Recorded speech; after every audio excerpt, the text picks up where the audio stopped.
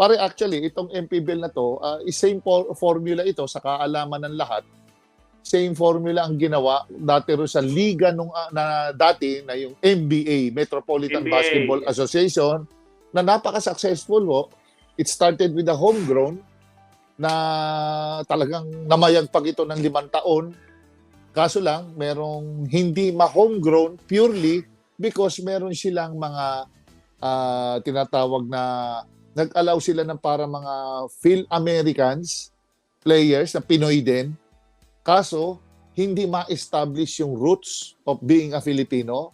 Kasi pare, yan, di ba? Hanggang sa PBA, naging problem, hindi nga ma-solve yan dahil ano ba ang Phil-American citizenship?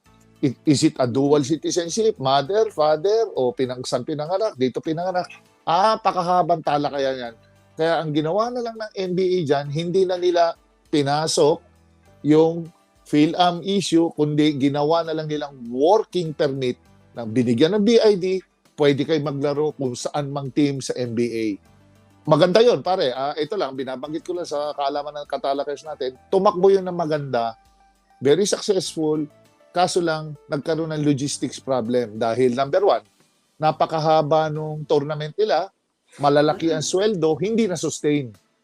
So, hindi na-sustain yung NBA, malalaki yung sweldo, tapos yung biyahe dito, biyahe doon, yung may nagkaroon ng logistics nightmare.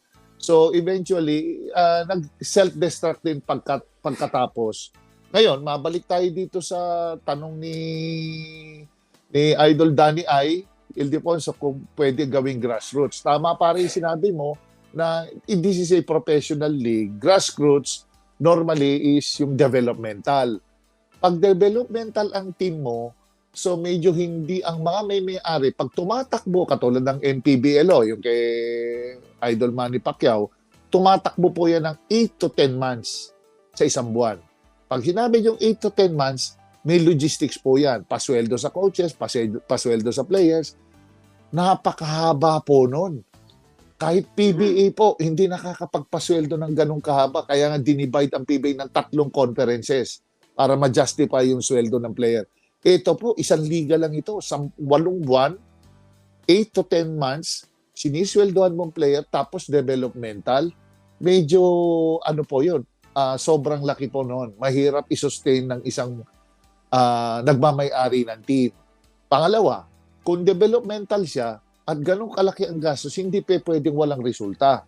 Kaya ako, syempre, ganun kalaki ang ginagastos ko, 8 to 10 months, tapos grassroots lang, hindi tayo nananalo, develop lang tayo ng develop ng player, hindi magiging, eventually, pag walang performance, hindi income generating po ang MPBL, sa totoo lang, MPBL, PBL, yan, yung mga PSL, hindi income generating po yan. Ano lang po yan talaga, it's more on passion. Halos siguro, kung may commercial man siguro, halos bahagya lang po yan. Oo. Kaya sa akin, hindi practical para maging developmental ang liga na professional katulad ng PSL, MPBL, NBL kasi ang pera po nagugugulid sa mga teams ay napakalaki. Sa akin pare, kaya it's best na maging professional siya at hindi uubra na purely homegrown kahit sabihin mong hindi siya developmental dahil yun nga pare, sinabi mo yung choices ng pagpipilian, kokonti lang. Lugi yung sa mga probinsya na ang lalaki ng pagkukuhanan ng recruitment sa basketball. So yun ang isa sa tinitingnan ko diyan na pag ikaw sumali ka sa ganito, number one, for you to survive, dapat competitive ka. Kung competitive yung team mo, kasi kung hindi, ay magpapalit ng players. Pag nagpalit ng players, syempre, hindi mo mabubuo yung gusto mong purely homegrown na mga puro kababayan.